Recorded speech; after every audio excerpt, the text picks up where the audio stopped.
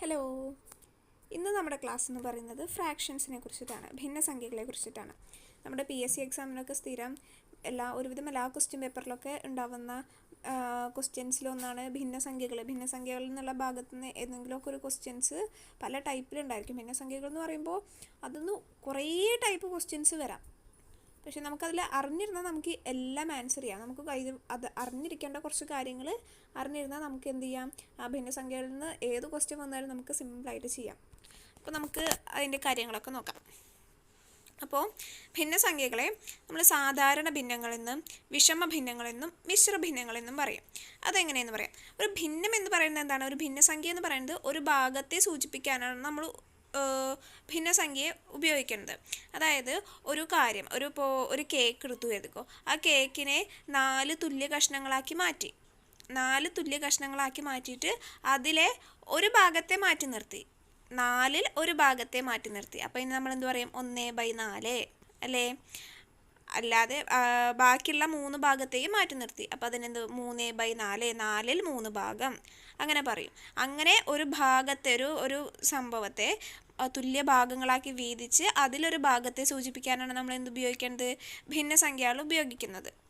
അതിൽ സാധാരണ ഭിന്നങ്ങളുണ്ട്, സാധാരണ ഭിന്നങ്ങൾ എന്ന് പറഞ്ഞു കഴിഞ്ഞാൽ അതിൻ്റെ വാല്യൂ എന്ന് പറയുന്നത് 1-നേക്കാൾ ചെറുതായിരിക്കും.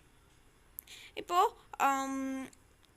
4/4 എന്ന് പറയുന്നത് എത്രയാണ്? 1ആണ്. 4-നെ 4 കൊണ്ട് ഹരിക്കുന്നത് 1ആണ്. 4/3 എന്ന് പറയുന്നതോ അത് 1-ൽ കൂടുതലാണ്. അതെന്ന് പറയുന്നത് വിഷമ ഭിന്നമാണ്. എങ്കിൽ 2/3 എന്ന് പറയുന്നതോ അത് സാധാരണ ഭിന്നമാണ്. അതിൻ്റെ വാല്യൂ എന്ന് പറയുന്നത് 1-നേക്കാൾ ചെറുതാണ് അല്ലേ? അപ്പോൾ 1-നേക്കാൾ ചെറിയ ഭിന്നങ്ങളെ സാധാരണ ഭിന്നങ്ങളെന്നും 1-നേക്കാൾ വലുതായതിനെ നമ്മൾ എന്ത് പറയും? വിഷമ ഭിന്നങ്ങൾ എന്ന് പറയും. ഇനി മിശ്ര ഭിന്നങ്ങൾ എന്ന് പറഞ്ഞു കഴിഞ്ഞാൽ ഒരു പൂർണ്ണസംഖ്യയും ഒരു സാധാരണ ഭിന്നവും ചേർന്നതാണ് മിശ്ര ഭിന്നങ്ങൾ എന്ന് പറയുന്നത്. എങ്ങനെ? ഒരു പൂർണ്ണസംഖ്യയും ഒരു സാധാരണ ഭിന്നവും ചേർന്നതിനെയാണ് മിശ്ര ഭിന്നങ്ങൾ എന്ന് പറയുന്നത്. ഇനി ഭിന്നസംഖ്യയുടെ മുകളിലത്തെ സംഖ്യയെ നമ്മൾ പറയുന്നതാണ് അംശം അല്ലെങ്കിൽ ന്യൂമറേറ്റർ എന്ന് പറയും. താഴത്തെ ഭാഗത്തിനെ പറയുന്നതാണ് ഛേദം അല്ലെങ്കിൽ ഡിനോമിനേറ്റർ എന്ന് പറയും. അപ്പോൾ ഈ ഛേദം എന്ന് പറയുന്നത് എന്താവില്ല? ഒരിക്കലും 0 ആവാൻ പാടില്ല. എന്താണ് ഡിനോമിനേറ്റർ എന്ന് പറയുന്നത്? ഒരിക്കലും 0 ആവാൻ പാടില്ല. അപ്പോൾ ഒരു ഭിന്നസംഖ്യയുടെ മുകളിലത്തെ സംഖ്യയെ അംശമെന്നും താഴത്തെ സംഖ്യയെ ഛേദമെന്നും പറയുന്നു. ഇനി ഒരു ഭിന്നസംഖ്യ തന്നു എത്തിക്കോ. A/B എന്നുള്ള ഭിന്നസംഖ്യ തന്നു. അതിൻ്റെ അംശം എന്ന് പറയുന്നത് ഏതാണ്? എയും ഛേദം എന്ന് പറയുന്നത് ബിയും ആണെന്ന് ഇരിക്കട്ടെ. അതിൻ്റെ അംശവും ഛേദവും പരസ്പരം മാറ്റിയാൽ അംശത്തിൻ്റെ അവിടെ എന്ത് കൊടുക്കുക? ഛേദം കൊടുക്കുക. ഛേദത്തിൻ്റെ അവിടെ അംശവും കൊടുക്കുക. അപ്പോൾ നമുക്ക് എന്തൊരു? A/Bനെ മാറ്റിയിട്ട് എന്തെഴുതാം? B/A എന്നാക്കാം. അങ്ങനെ അംശവും ഛേദവും പരസ്പരം മാറ്റി എഴുതുന്നതിനെയാണ് നമുക്ക് അങ്ങനെ കിട്ടുന്ന ഭിന്നസംഖ്യയാണ് അതിൻ്റെ വ്യുൽക്രമം അല്ലെങ്കിൽ അതിൻ്റെ ഗുണനവിപരീതം എന്ന് പറയുന്നത്. ഇങ്ങനെയാണ് ഒരു ഭിന്നസംഖ്യയുടെ അംശവും ഛേദവും പരസ്പരം മാറ്റിയാൽ കിട്ടുന്ന ഭിന്നസംഖ്യയെ അതിൻ്റെ വ്യുൽക്രമം അഥവാ ഗുണനവിപരീതം എന്ന് പറയുന്നത്. അപ്പോൾ 3/5ൻ്റെ ഗുണനവിപരീതം എന്ന് പറയുന്നത് എന്താണ്? 5/3. അതിൻ്റെ അംശവും ഛേദവും അങ്ങോട്ടും ഇങ്ങോട്ടും മാറ്റിയത്. ഇനി 7/5ൻ്റെ ഗുണനവിപരീതം എന്ന് പറയുന്നത് എന്തായിരിക്കും? അപ്പോൾ 5/7. ഇനി ഒരു ഭിന്നസംഖ്യയും അതിൻ്റെ ഗുണനവിപരീതവും തമ്മിൽ ഗുണിച്ചാൽ നമുക്ക് എന്താ കിട്ടുക? 1ആണ്. അതിനെയാണ് ഗുണനവിപരീതം എന്ന് പറയുന്നത്. ഒരു സംഖ്യയും ആ സംഖ്യയുടെ ഗുണനവിപരീതവും തമ്മിൽ ഗുണിച്ചാൽ നമുക്ക് കിട്ടുന്നത് എന്താണ്? 1ആണ്. ഓക്കെ. ഇനി നമ്മൾ ഭിന്നസംഖ്യകൾക്ക് ചിലപ്പോൾ ഇപ്പോൾ 10ാം ക്ലാസ് കഴിഞ്ഞിട്ട് സയൻസ് ഫീൽഡിലേക്കൊന്നും പോവാത്തവർ മാത്സുമായിട്ട് റിലേറ്റ് ചെയ്തിട്ടുള്ള പ്രോബ്ലം ഒന്നും ചെയ്യാറുണ്ടാവില്ല. അപ്പോൾ ഈ PSC പഠിച്ചു തുടങ്ങുന്നവർക്ക് ഭിന്നസംഖ്യയുടെ പോർഷനൊക്കെ വരുമ്പോൾ നമ്മൾ കുറേ 10ാം ക്ലാസ്സിൽ വിട്ടതായിരിക്കും ഈ കണക്ക് കൂട്ടാനും കാര്യങ്ങളൊക്കെ അല്ലേ? അപ്പോൾ ഭിന്നസംഖ്യകളുടെ കൂട്ടലും കുറയ്ക്കലും ഗുണനവും ഹരണമൊക്കെ നമുക്ക് ആദ്യം ഒന്ന് നോക്കി നോക്കാം. അതെങ്ങനെയൊക്കെ ചെയ്യുക, അതിൻ്റെ വാല്യൂസൊക്കെ എങ്ങനെ കാണുക അതൊരു വീഡിയോ ആയിട്ട് ചെയ്യാം. എന്നിട്ട് നമുക്ക് അതിൻ്റെ ബാക്കി പ്രോബ്ലംസ് ചെയ്യാം. ഇനി നമുക്ക് ഭിന്നസംഖ്യകൾ കൂട്ടാനും കുറയ്ക്കാനും ഗുണിക്കാനും ഹരിക്കാനും എന്നുള്ളതൊക്കെ എങ്ങനെയാണെന്ന് നോക്കാം. ആദ്യം നമുക്ക് ഛേദം ഒരുപോലുള്ള സംഖ്യകൾ തമ്മിലുള്ള കൂട്ടലും കുറയ്ക്കലൊക്കെ എങ്ങനെയാണെന്ന് നോക്കാം. ഛേദം ഒരുപോലെയുള്ള സംഖ്യകളെ കൂട്ടാൻ എളുപ്പമാണ്. കാരണം എന്താണ്? അംശം കൂട്ടി എഴുതുക. ഇവിടെ അംശം എന്ന് പറയുന്നത് എത്രയാണ്? 2ഉം ഇവിടുത്തെ അംശം എന്ന് പറയുന്നത് 3ഉം. 2 + 3 ഛേദം അതേപോലെ എഴുതുക. അതെത്രയാണ്? 5/7. അപ്പൊ എന്താണ്, ഛേദം ഒരുപോലെയുള്ള ഭിന്നസംഖ്യകളെ കൂട്ടാൻ എന്ത് ചെയ്താൽ മതി? അംശം കൂട്ടി എഴുതി ഛേദത്തെ അതേ ഛേദമാക്കി എഴുതുക. ഇപ്പൊ ഒരു ജനറൽ ആയിട്ട് പറയുകയാണെന്നുണ്ടെങ്കിൽ a/b പ്ലസ് c/b എന്ന് പറഞ്ഞു കഴിഞ്ഞാൽ എങ്ങനെ എഴുതാം നമുക്കിതിനെ? a പ്ലസ് c/b എന്ന് എഴുതാം. അപ്പൊ അങ്ങനെ നോക്കുകയാണെങ്കിൽ ഇവിടെ എങ്ങനെ എഴുതാം? ഛേദം 1 അല്ലേ, ഛേദം എന്ന് പറയുന്നത് 11. അപ്പോൾ അംശത്തെ കൂട്ടി എഴുതുക. അംശത്തെ കൂട്ടി എഴുതുമ്പോൾ 10 പ്ലസ് 8 എത്രയാണ്? 18 ബൈ ഛേദം എത്രയാണ്? 11. അങ്ങനെ എഴുതുന്നു. അപ്പോൾ ഒരു പ്രോബ്ലം കൂടി നോക്കിയാൽ അങ്ങനെയാണ്. അപ്പോൾ ഛേദം 13 ഇവിടെ, അംശം എന്ന് പറയുന്നത് 1ഉം 9ഉം. അപ്പൊ 1ഉം 9ഉം കൂട്ടിയിട്ട് 10, ഛേദം എന്ന് പറയുന്നത് 13. അത് അതുപോലെ എഴുതുക. അപ്പോ ഛേദം ഒരുപോലെ ആയിട്ടുള്ള ഭിന്നസംഖ്യകളെ കൂട്ടാനുള്ളത് പറഞ്ഞില്ലേ, ഇതേപോലെ തന്നെയാണ് കുറയ്ക്കാനുള്ളതും. എങ്ങനെയാണ്? അപ്പോൾ a/b എന്ന് പറയുന്നത് ഒരു ഭിന്നസംഖ്യയും c/b എന്ന് പറയുന്നത് മറ്റൊരു ഭിന്നസംഖ്യയും. ഈ രണ്ട് ഭിന്നസംഖ്യയിലും എന്താണ്? ഛേദം ഒരുപോലെയാണ്, ഛേദം 1. അങ്ങനെയാണെന്നുണ്ടെങ്കിൽ അവ തമ്മിലുള്ള കുറയ്ക്കാൻ എന്ത് ചെയ്താൽ മതി? അംശം തമ്മിൽ കുറച്ചെഴുതിയാൽ മതി. അംശം തമ്മിൽ കുറച്ചിട്ട് ഛേദം അതേപോലെ എഴുതിയാൽ മതി. അപ്പൊ ഇവിടെ എങ്ങനെയാ വരിക? അംശം തമ്മിൽ കുറയ്ക്കുക. 2 - 1 ബൈ ഛേദം എത്രയാണ്? 3. അതിനെ അപ്പൊ ഇവിടെ എത്ര വരും? 1/3 എന്ന് വരും. ഇവിടെ എന്ത് വരും? ഒരു 5 - 1/9. അത് എത്രയാണ്? 4/9 എന്ന് കിട്ടും. അപ്പൊ ഇവിടെയോ 6 - 2/8. ഛേദം 8 അല്ലേ, അപ്പൊ എന്ത് വരും? 4/8.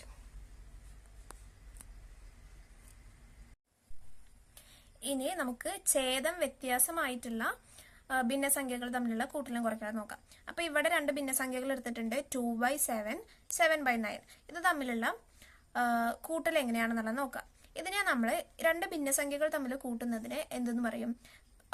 കൂട്ടുമ്പോൾ ക്രോസ് മൾട്ടിപ്ലിക്കേഷൻ യൂസ് ചെയ്യും. അതായത് a/b പ്ലസ് c/d എന്ന് പറയുന്നത് എങ്ങനെയാന്ന് വെച്ചാൽ ആദ്യം എനെ d കൊണ്ട് മൾട്ടിപ്പിൾ ചെയ്യാം. അപ്പൊ എന്ത് വരും? AD എന്ന് വരും. എന്നിട്ട് ഇവിടെ എന്താണ് നമുക്ക് കാണേണ്ടത്? അഡീഷൻ ആണ് അല്ലെ. അപ്പൊ ഇവിടെ പ്ലസ് എന്ന് കൊടുത്തു. പിന്നെ എന്നിട്ട് ഇവിടെ ഉള്ളത് തമ്മിൽ മൾട്ടിപ്പിൾ ചെയ്യുക. അത് എത്രയാണ്? b into c. എത്രയാണ്? BC. എന്നിട്ട് ഡിവൈഡഡ് ബൈ എന്ത്? താഴെയുള്ള ഡിനോമിനേറ്ററിലുള്ള രണ്ട് സംഖ്യകളില്ലേ, ബിയും ഡിയും, അവ തമ്മിൽ ഗുണിച്ചിട്ട് എഴുതാം. ഇങ്ങനെയാണ് എന്തെന്ന് പറയുന്നത്? ക്രോസ് മൾട്ടിപ്ലിക്കേഷൻ എന്ന് പറയുന്നത്. അപ്പൊ ഇവിടെ എങ്ങനെ എഴുതാ? 2 into 9, 2 into 9 plus 7 into 7, 7 into 7 divided by 7 into 9. അപ്പൊ എത്ര വരും? 18 പ്ലസ് 49 ബൈ 63. അത് എത്ര വരും? 67/63 എന്ന് അല്ലേ. ഇനി അടുത്ത ഭിന്നസംഖ്യകൾ തമ്മിലുള്ള കൂട്ടൽ നോക്കാം. ഇവിടെ ക്രോസ് മൾട്ടിപ്പിൾ ചെയ്യുമ്പോൾ നമുക്ക് എന്ത് വരും? 3 ഇൻറ്റു 9 പ്ലസ് എന്താണ്? 8 ഇൻറ്റു 5 ഡിവൈഡഡ് ബൈ 5 ഇൻറ്റു 9. എത്രയാണ്? 27 പ്ലസ് 40 ഡിവൈഡഡ് ബൈ 45. എത്ര വരും? 67/45. ഇനി നമുക്ക് ഭിന്നസംഖ്യകൾ തമ്മിലുള്ള കുറയ്ക്കൽ എങ്ങനെയാണ്?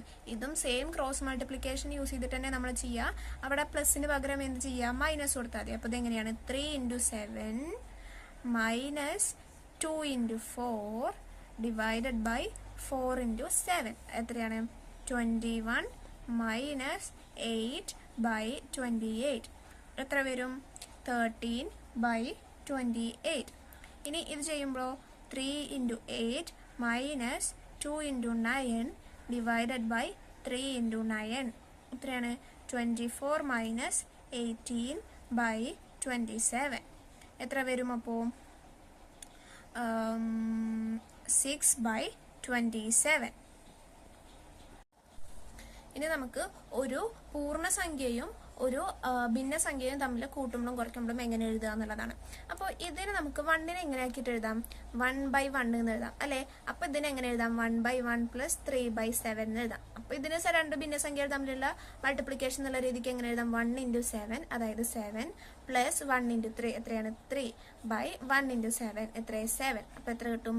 10/7. ഇങ്ങനെയാണ് ഒരു പൂർണ്ണസംഖ്യയും ഒരു ഭിന്നസംഖ്യയും തമ്മിൽ ഗുണിക്കുക. അപ്പൊ ഇവിടെ 2നെ നമുക്ക് എങ്ങനെ എഴുതാം? 2/1 പ്ലസ് 8/11. അപ്പൊ എങ്ങനെ ചെയ്യാം? 2 into 11 plus 1 into 8 divided by 1 into 11. എത്ര കിട്ടും? 22 പ്ലസ് 8/11. എത്രയാണ്? 30/11. ഇനി കുറയ്ക്കുമ്പോൾ എങ്ങനെയാണ്? സെയിം രീതിയിൽ തന്നെ നമുക്ക് എങ്ങനെ എഴുതാം? 3നെ 3/1 മൈനസ് 1/3 എന്ന് എഴുതാം. അപ്പോൾ എങ്ങനെ എഴുതാം? 3 × 3 മൈനസ് 1 × 1 ഡിവൈഡഡ് ബൈ 1 × 3. അപ്പോൾ എത്ര വരും? 9 മൈനസ് 1/3 എത്രയാണ്? 8/3. ഇവിടെ വരുമ്പോഴോ 9/1 മൈനസ് 8/9. അപ്പോൾ എങ്ങനെ എഴുതാം? 9 × 9 81 മൈനസ് 1 × 8 8 ഡിവൈഡഡ് ബൈ 9. അപ്പോൾ എത്ര വരും? 73/9. ഇനി നമ്മൾ നോക്കുന്നത് ഒരു മിശ്ര ഭിന്നത്തെ ഒരു വിഷമ ഭിന്ന രൂപത്തേക്ക് എങ്ങനെ മാറ്റി എഴുതാം എന്നുള്ളതാണ്. അപ്പോൾ ഇതൊക്കെ തന്നിരിക്കുന്നത് മിശ്ര ഭിന്നങ്ങളാണ്. അതെങ്ങനെ? ഒരു പൂർണ്ണസംഖ്യയും ഒരു ഭിന്നസംഖ്യയും എന്നുള്ള രൂപത്തിലുള്ള ഭിന്നങ്ങളെയാണ് എന്ത് പറയുക? മിശ്ര ഭിന്നങ്ങൾ. അതിനെ നമുക്ക് എന്താക്കി മാറ്റണം? വിഷമ ഭിന്നങ്ങളാക്കി മാറ്റണം. വിഷമ ഭിന്നങ്ങൾ എന്ന് പറഞ്ഞാൽ എന്താണ്? ഒന്നിനേക്കാൾ വലിയ സംഖ്യകളാണ് വിഷമ ഭിന്നങ്ങൾ, അല്ലെ? ഭിന്നസംഖ്യയുടെ വാല്യൂ എന്ന് പറയുന്നത് ഒന്നിനേക്കാൾ കൂടുതലാണെങ്കിലാണ് നമ്മൾ അതിനെ വിഷമ ഭിന്നം എന്ന് പറയാം. അപ്പൊ ഈ മിശ്ര ഭിന്നത്തെ വിഷമ ഭിന്നമാക്കി മാറ്റാൻ എന്ത് ചെയ്യാം എന്നാണ് പറയുന്നത്. ഈ 8 2/3നെ നമ്മൾ എന്തെഴുതിയാൽ മതി? എങ്ങനെയൊക്കെ എഴുതാം? 8 + 2/3. എന്നിട്ട് നമ്മൾ ഇത് കാണുക. ഇത് കാണുമ്പോൾ എത്ര കിട്ടും? 24 + 2/3 എത്ര വരും? 26/3 എന്ന് വരും. ഇതാണ് എന്തെന്ന് പറയുന്നത്? 8 2/3നെ വിഷമഭിന്ന രൂപത്തേക്ക് മാറ്റി എഴുതിയത്. 8 2/3നെ നമ്മൾ എങ്ങനെ വിഷമഭിന്നത്തേക്ക് മാറ്റി എഴുതി? 26/3 ആയിട്ട് എഴുതി. എന്താണ് ചെയ്തത്? ആ പൂർണ്ണസംഖ്യയും ആ ഭിന്നസംഖ്യയും തമ്മിൽ എന്ത് ചെയ്താൽ മതി? കൂട്ടിയാൽ മതി. അപ്പൊ ഇവിടെ എന്ത് വരും? 7 + 3/8 എന്ത് വരും? 7 × 8 56 + 3/8 എത്ര വരും? 59/8. അപ്പോൾ ഈ മിശ്രഭിന്നത്തെ വിഷമഭിന്നത്തേക്കാക്കി മാറ്റിയതാണ് ഇങ്ങനെ. അപ്പൊ ഇതെന്ത് വരും? 9 × 11 എങ്ങനെയാണ്? 9 + 1/11 എന്ന് എഴുതാം, അല്ലെ? അപ്പൊ എങ്ങനെയാണ്? 9 × 11 + 1/11 എത്ര വരും? 99 + 1/11 എത്രയാണ്? 100/11. അപ്പൊ ഇങ്ങനെയാണ് ഒരു മിശ്രഭിന്നത്തെ. ഇത് അവിടെ ഒരു ക്വസ്റ്റ്യൻ കൂടി ഉണ്ട്, അതുകൊണ്ട് നോക്കാം. എങ്ങനെ എഴുതാം? 5 + 6/7 എങ്ങനെ? 35 + 6/7 എത്ര വരും? 41/7. അപ്പോൾ ഒരു മിശ്രഭിന്നത്തെ വിഷമഭിന്നമാക്കി മാറ്റാൻ എന്ത് ചെയ്താൽ മതി? ആ തന്നിരിക്കുന്ന മിശ്രഭിന്നത്തിലെ പൂർണ്ണസംഖ്യയും ഭിന്നസംഖ്യയും കൂടി ചേർത്ത് കൂട്ടിയാൽ മതി. ഇനിയിപ്പോൾ ആരും തെറ്റിദ്ധരിക്കരുത്. ഒരു മിശ്രഭിന്നം തന്നു കഴിഞ്ഞാൽ അതിന്റെ വിഷമഭിന്നത്തേക്ക് ആക്കി മാറ്റാൻ മൾട്ടിപ്പിൾ ഒരിക്കലും ചെയ്യരുത്. ഇവിടെ എന്താണ് 8 2/3 എന്നുള്ളത് കൊണ്ട് ഉദ്ദേശിക്കുന്നത് എന്താണ്? 8 + 2/3 എന്നുള്ളതാണ്. ഇവിടെ മൾട്ടിപ്പിൾ അല്ല ഉദ്ദേശിക്കുന്നത്. 8 2/3 എന്നുള്ളത് കൊണ്ട് ഉദ്ദേശിക്കുന്നത് 8 + 2/3 എന്നുള്ളതാണ്. ഓക്കെ. ഇനി നമ്മൾ നോക്കുന്നത് ഒരു വിഷമഭിന്നം തന്നു കഴിഞ്ഞാൽ അതിനെ മിശ്രഭിന്നമാക്കി എങ്ങനെ മാറ്റാം എന്നുള്ളതാണ്. അപ്പൊ നമ്മൾ നേരത്തെ ചെയ്ത എക്സാമ്പിൾ തന്നെ എടുക്കാം കേട്ടോ. 26/3 എന്നുള്ളത് മിശ്രഭിന്നാക്കിയിട്ട് എങ്ങനെ എഴുതാം എന്നുള്ളതാണ് കാണിക്കുന്നത്. അപ്പൊ അതിന് 26നെ 3 കൊണ്ട് ഇങ്ങനെ ഹരിക്കാം. അപ്പൊ നമുക്ക് എന്ത് കിട്ടും? ഹരണഫലമായിട്ട് 8 എന്ന് കിട്ടും. ശിഷ്ടായിട്ട് എന്തെന്ന് വരും? 2 എന്ന് വരും. ഇനി ഈ 8നെ മിശ്രഭിന്നം എന്ന് പറയുമ്പോൾ ഒരു പൂർണ്ണസംഖ്യയും പിന്നെ ഒരു ഭിന്നമല്ലേ? ആ മിശ്രഭിന്നത്തിലെ ആ പൂർണ്ണസംഖ്യനെ നമ്മൾ എന്തായിട്ട് എഴുതുക? ഈ കിട്ടുന്ന ഹരണഫലം അത് എത്രയാണ്? ഇവിടെ 8. ഇവിടുത്തെ ഹരണഫലം എത്രയാണ്? 8. അതിനെ പൂർണ്ണസംഖ്യയായിട്ട് എഴുതാം. ഇനി ഒരു ഭിന്നസംഖ്യ എന്നുള്ള രൂപത്തിലല്ലേ വരേണ്ടത്? ആ ഭിന്നസംഖ്യയിലെ അംശമായിട്ട് നമ്മുടെ ശിഷ്ടവും ഛേദമായിട്ട് നമ്മൾ എന്തുകൊണ്ടാണോ ഹരിക്കേണ്ടത് അത് എഴുതാം. ഇത് തന്നെയല്ലേ നമ്മൾ നേരത്തെ ചെയ്തത്? 8 2/3നെ നമ്മൾ 26/3 ആയിട്ട് നമ്മൾ നേരത്തെ മാറ്റിയില്ലേ? മാറ്റി. ഇനി ഇതേപോലെ തന്നെ വേറെ ഒന്ന് ചെയ്ത് നോക്കി നോക്കാം. 59/8 എന്നുള്ളത്. അപ്പൊ ഇതിനെ എങ്ങനെ മാറ്റാം എന്നുള്ളത് നോക്കാം. ഇപ്പൊ 59 ഹരിക്കണം 8 എത്ര വരും? 7 8 56 ബാക്കി ശിഷ്ടം 3 എന്ന് വരും, അല്ലെ? അപ്പൊ ഇവിടത്തെ ഹരണഫലം എന്ന് പറയുന്നത് എത്രയാണ്? 7. അതിനെ എന്താക്കിട്ട് എഴുതാ? പൂർണ്ണസംഖ്യയാക്കിട്ട് എഴുതാ. ബാക്കിയുള്ള ശിഷ്ടത്തെ അംശമാക്കി എഴുതുക. നമ്മൾ എന്തുകൊണ്ടാണോ ഹരിക്കുന്നത് അതിനെ ഛേദമാക്കി എഴുതുക. അപ്പോ ഇങ്ങനെയാണ് ഒരു വിഷമഭിന്നം തന്നു കഴിഞ്ഞാൽ മിശ്രഭിന്നമാക്കി മാറ്റി എഴുതുക. ആ തന്നിട്ടുള്ള വിഷമഭിന്നത്തിലെ അംശത്തെ ഛേദം കൊണ്ട് ഹരിക്കുക. നമുക്ക് കിട്ടുന്ന ഹരണഫലം എന്ന് പറയുന്നത് പൂർണ്ണസംഖ്യയാക്കിയിട്ടും ശിഷ്ടം എന്ന് പറയുന്നത് ഭിന്നസംഖ്യയിലെ അംശമാക്കിയിട്ടും നമ്മൾ എന്തുകൊണ്ടാണോ ഹരിക്കുന്നത് അത് ഛേദമാക്കിയിട്ടും എഴുതുക. ഓക്കെ. ഇനി ഈ ഭിന്നസംഖ്യകളെ എങ്ങനെ ഗുണിക്കാം എന്നുള്ളത് നോക്കാം. ഭിന്നസംഖ്യകളുടെ ഗുണനം സിമ്പിൾ ആണ്. എന്ത് ചെയ്താൽ മതി? അംശം തമ്മിൽ ഗുണിക്കുക പിന്നെ ഛേദം തമ്മിൽ ഗുണിക്കുക. അപ്പൊ ഇവിടെ എന്താ വരും? അംശം തമ്മിൽ ഗുണിക്കുമ്പോൾ 2 × 4 എത്ര? 8.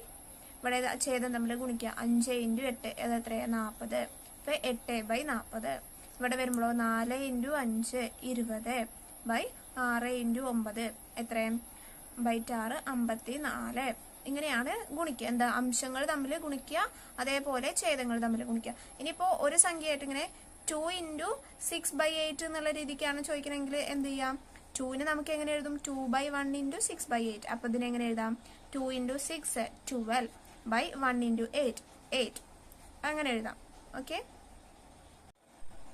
ഇനി ഭിന്നസംഖ്യകളുടെ ഹരണം എങ്ങനെ നോക്കാം. അപ്പോൾ ഇവിടെ 2 ഭിന്നസംഖ്യകൾ എടുത്തിട്ടുണ്ട്, 2/5 3/4. ഇവ തമ്മിൽ ഹരിക്കുക എങ്ങനെയാന്നുള്ളത് നോക്കാം. അപ്പൊ എന്ത് ചെയ്യാന്ന് വെച്ചാല് ആദ്യത്തെ അംശത്തിലുള്ള ഭിന്നസംഖ്യ ഉണ്ടല്ലോ അതിനെ അതേപോലെ എഴുതുക. എന്നിട്ട് ഛേദത്തിലുള്ള ഭിന്നസംഖ്യനെ ഗുണിക്കുക. എങ്ങനെ? ഛേദത്തിലുള്ള ഭിന്നസംഖ്യയുടെ വ്യുൽക്രമം കൊണ്ട്. വ്യുൽക്രമം എന്ന് പറയുന്നത് 3/4ന്റെ വ്യുൽക്രമം എന്ന് പറയുന്നത് എത്രയാണ്? 4/3 ആണ് അല്ലെ? അപ്പോ 2/5നെ ഇതിന്റെ വ്യുൽക്രമം കൊണ്ട് ഗുണിക്കുക. അപ്പൊ എന്ത് വരും? 2/5 × 4/3. അപ്പൊ എത്ര വരും? 8/15 ഇങ്ങനെ.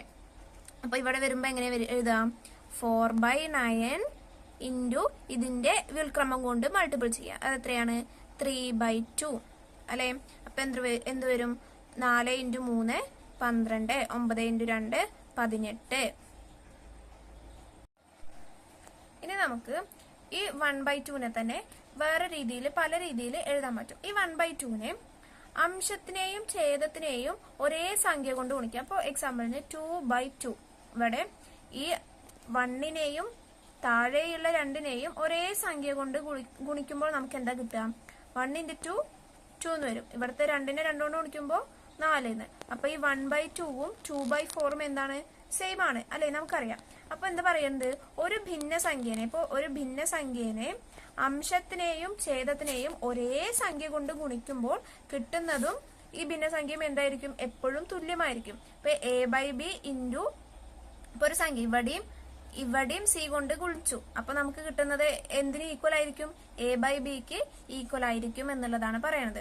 ഇപ്പൊ ഈ 1/2 എന്ന് പറയുന്നത് എന്തിന്? 2 കൊണ്ട് മൾട്ടിപ്പിൾ ചെയ്തപ്പോ 2/4ന് ഈക്വൽ ആയി. ഇപ്പൊ ഇത് തന്നെ എന്തിന് ഈക്വൽ ആണ്? 3/6ന് ഈക്വൽ ആണ്, 4/8ന് ഈക്വൽ ആണ് അല്ലെ? അതൊക്കെ എങ്ങനെയാണ്? 1/2 × 3 രണ്ടോടത്തും മൾട്ടിപ്പിൾ ചെയ്യുമ്പോഴാണ് നമുക്ക് എന്ത് കിട്ടുന്നത്? 3/6 കിട്ടുന്നത്. ഈ 1/2നെ അംശവും ഛേദവും 4 കൊണ്ട് മൾട്ടിപ്പിൾ ചെയ്യുമ്പോഴാണ് നമുക്ക് എന്ത് കിട്ടുന്നത്? 4/8 കിട്ടുന്നത്. അപ്പോൾ ഒരു ഭിന്നസംഖ്യയിലെ അംശത്തിനെയും ഛേദത്തിനെയും ഒരേ സംഖ്യ കൊണ്ട് മൾട്ടിപ്പിൾ ചെയ്യുമ്പോൾ കിട്ടുന്നത് തന്നിരിക്കുന്ന ഭിന്നസംഖ്യയും എന്തായിരിക്കും? എപ്പോഴും തുല്യം ആയിരിക്കും. ഇനി നമുക്ക് ഈ 1/3/4 ഇങ്ങനെ വരുന്ന സംഖ്യകളെ എങ്ങനെ കാണാമെന്നുള്ളതാണ്.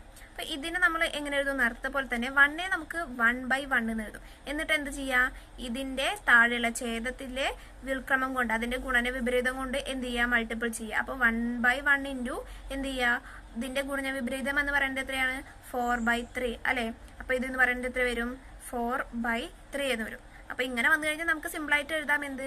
4/3 എന്ന്. ഇനിയിപ്പോ 2/8/7 എന്നുള്ള ഒരു ഇങ്ങനെയാണ് കാണുന്നുണ്ടെങ്കിൽ എന്ത് ചെയ്യാ? 2/1 ഇൻറ്റു എന്ത്? ഇതിന്റെ ഗുണന വിപരീതം, അതായത് എത്രയാണ്? 7/8. അപ്പൊ എന്ത് വരും? 14/8.